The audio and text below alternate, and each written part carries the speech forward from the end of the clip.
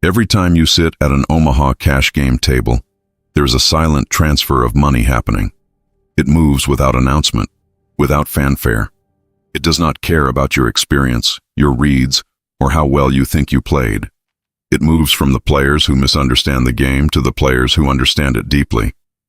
And the brutal truth, the one most players spend years refusing to face, is that the majority of people who play Omaha are not gamblers running bad. They are donors, systematic, predictable, reliable donors, funding the stacks of the players who figured out what they never did. This video is not about luck. It is not about running good or running bad.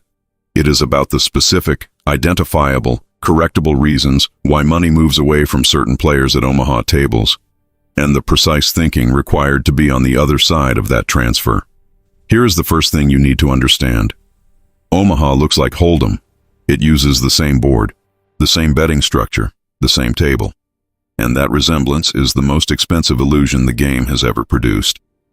Because the games are not variations of each other. They are fundamentally different games that happen to share a surface. The player who approaches Omaha with a Hold'em mind is not playing a suboptimal version of Omaha.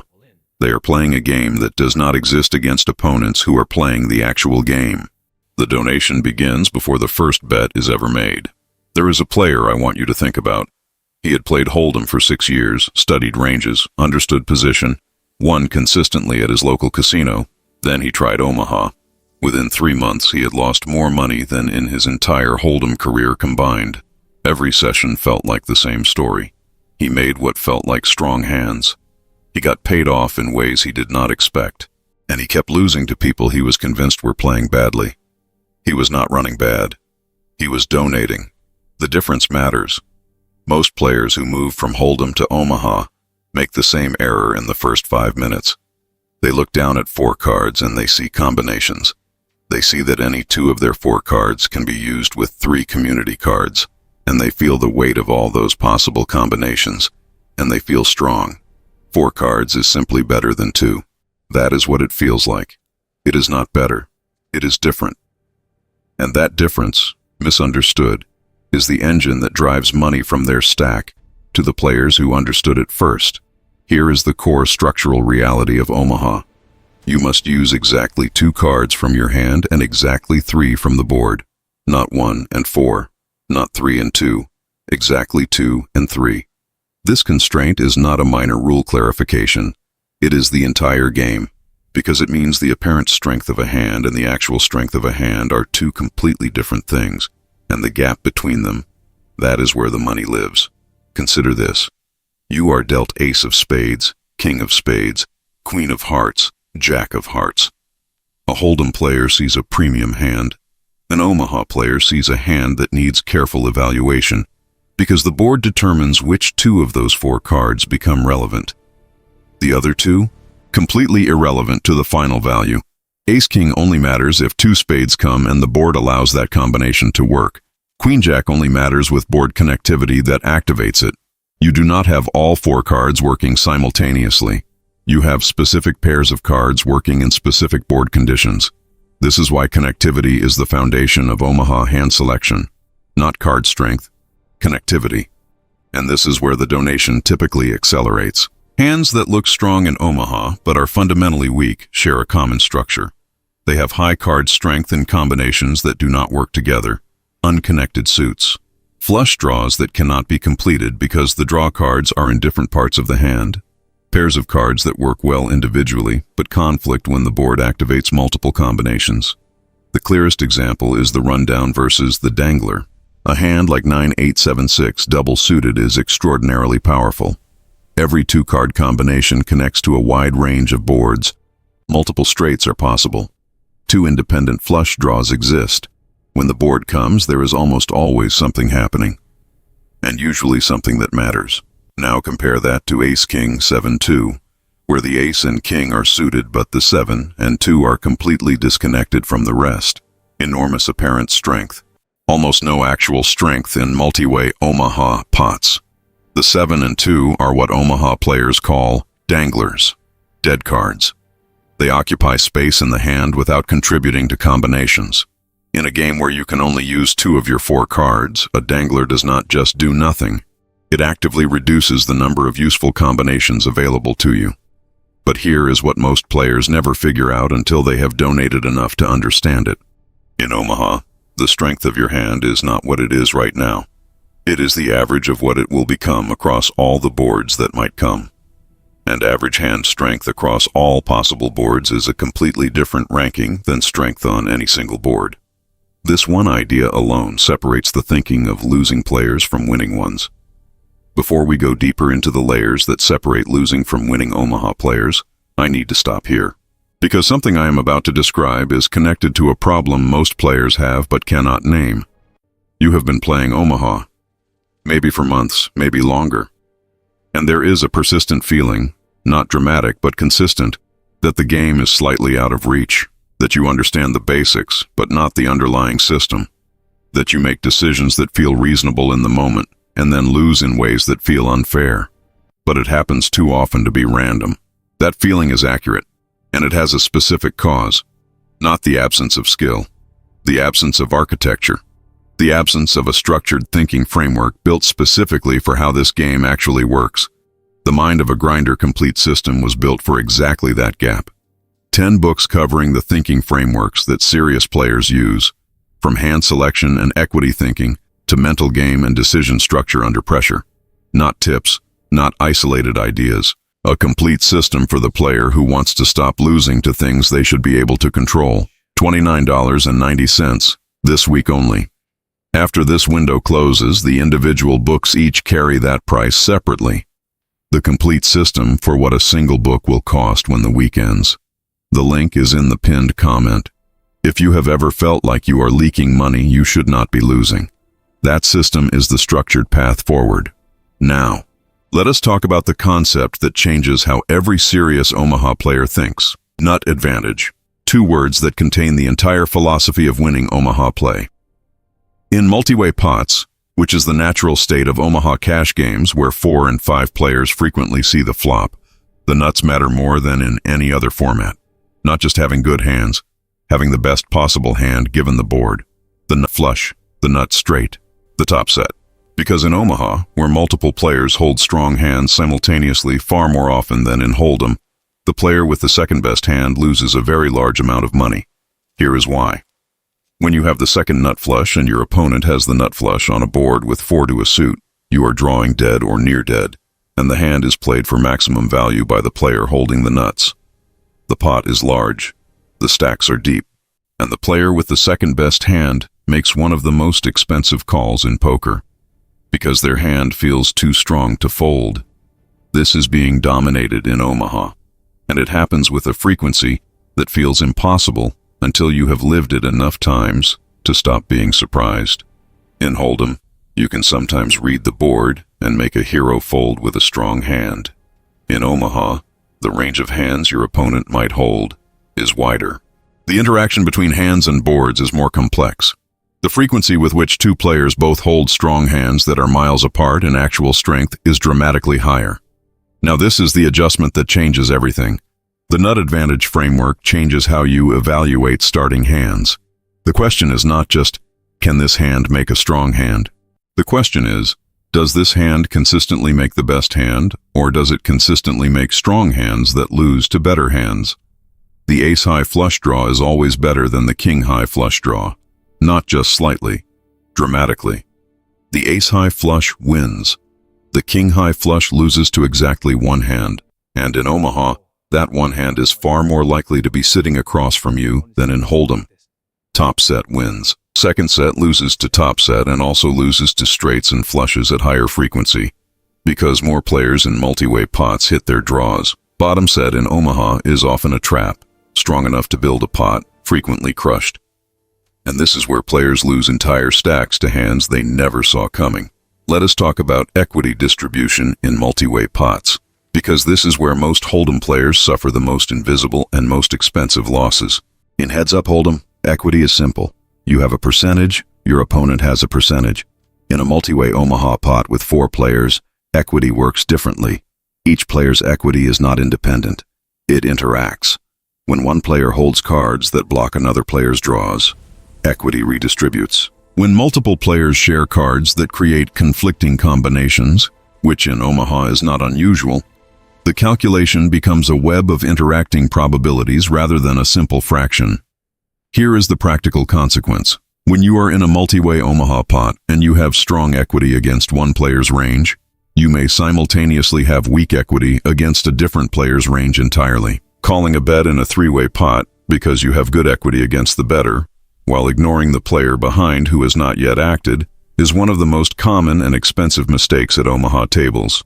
Position amplifies this. When you are out of position in a multi-way pot, you are making decisions with incomplete information about how the players behind you will act. A strong draw that would be a clear call in position becomes marginal out of position, because the cost of that call might increase dramatically if a player behind raises and the initial bettor re-raises. Here is the thinking process that winning Omaha players run. They do not ask, "Is my hand strong enough to call?"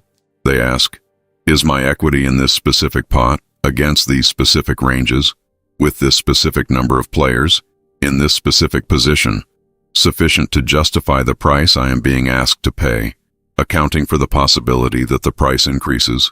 That is a different calculation, a more complex one, and the player who applies Hold'em level simplicity to it is systematically making negative EV decisions that compound across sessions into losses that feel inexplicable. Now this connects directly to something even more powerful. Blockers in Omaha operate at a level of sophistication that is genuinely fascinating once you understand the mechanism.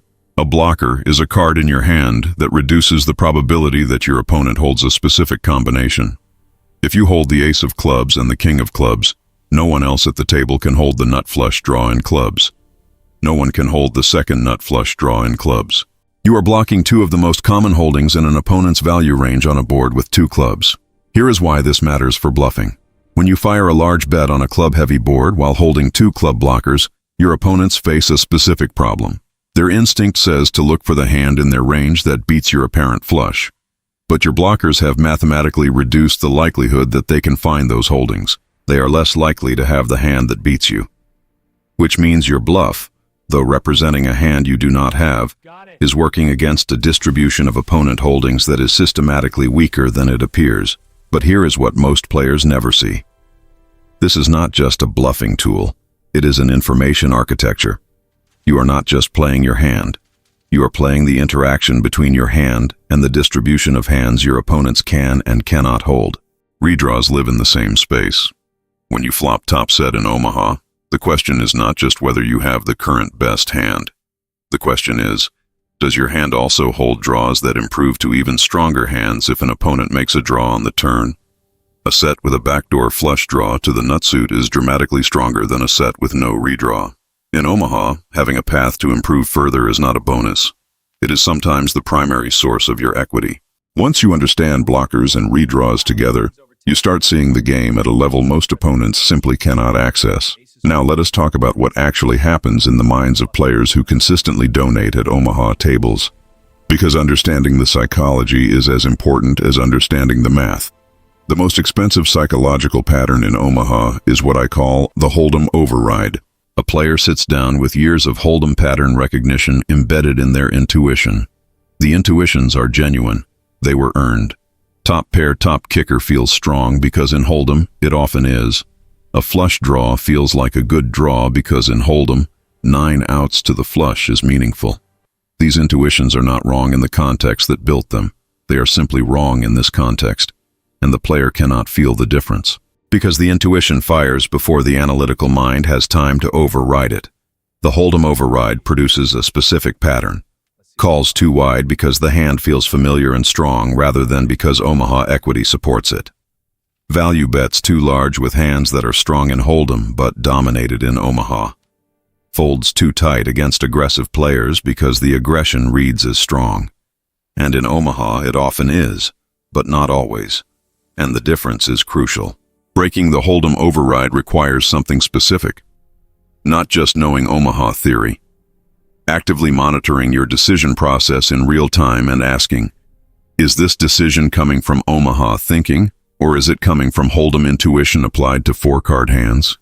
This is cognitively demanding. It requires effort. And it is effort that the recreational player, who is playing for entertainment and following instincts, will not apply. This is where the structural advantage of the serious student lies, not in knowing more charts, in maintaining the cognitive discipline to apply the correct framework to the correct game, hand after hand, without the shortcut that intuition is always tempting you to take. And this discipline does not develop overnight, but it does develop. And when it does, everything at the table looks different. Where stack depth in Omaha cash games is not just a factor in hand evaluation. It is the entire structure within which every decision is made. Deep stacks, which is the standard condition in Omaha cash games, change the game in three specific and interconnected ways. First, implied odds increase dramatically. When effective stacks are 100 big blinds or more, the speculative value of drawing hands increases because the payoff if you complete your draw is proportionally larger. A hand that might be a marginal call with 50 big blinds becomes a clear call at 200 big blinds, because the pot you win when you make your hand is dramatically larger relative to your investment. A connected hand with two flush draws and straight possibilities becomes more valuable as stacks get deeper, not less. The occasions when you make a big hand and get paid become more expensive for your opponents. They are betting large into pots that grow to sizes where mistakes cost entire stacks. Second, hand strength thresholds increase. When stacks are deep, you need stronger hands to go all in comfortably. In a short stack game, top set might be a clear all in on the flop. In a deep stack game, top set with no redraws on a wet board requires more thought, because the implied cost of being behind is a full stack, not a partial one. Third, position becomes worth significantly more. Deep stacks mean longer streets. Longer streets mean more decisions. More decisions mean more opportunities for the positional advantage to express itself. The player in position gets to see their opponent act first on every street. And in deep stack Omaha, where turns and rivers are played for significant fractions of the stack, that information advantage compounds dramatically. The player who ignores stack depth in Omaha is like a navigator who ignores wind speed. The destination might be the same. The route is completely different. The most common leaks that destroy Omaha bankrolls are not dramatic. They are quiet. They do not feel like mistakes in the moment. They feel like reasonable decisions under reasonable circumstances. And they compound. The first is playing too many hands pre-flop. Omaha deals 4 cards, and the temptation to find playability in those 4 cards is enormous. But the gap between a good Omaha starting hand and a mediocre one is far larger than in Hold'em. Mediocre hands create mediocre flop situations, some equity but not enough to play large pots, draws that are not to the nuts, pots built around decisions you cannot make confidently. Folding pre-flop is free. Misplaying the flop, turn, and river of a hand you should have folded is very expensive. The second is overvaluing trips. In Hold'em, flopping 3 of a kind is a monster. In Omaha, the board that gives you trips gives other players straights and flushes at dramatically higher frequency. Trips without a nut flush redraw, without straight potential, in a multiway pot on a connected board. That is often a hand to check and evaluate, not a hand to build a pot. The third is chasing non-nut draws. The difference between the nut draw and the second nut draw in Omaha is not the difference between great and good. It is often the difference between winning and losing. When you chase a non-nut flush draw and make it, you lose to the one hand that beats you at high frequency, because that hand was also drawing. You invest in a hand that, when it completes, produces exactly the result you feared. These leaks are correctable.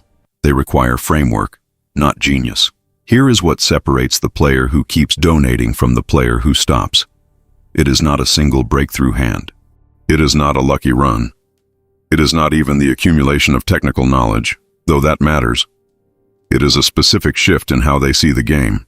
The player who stops donating has learned to see Omaha not as a game of hands, but as a game of distributions. They do not look at 4 cards and evaluate a hand.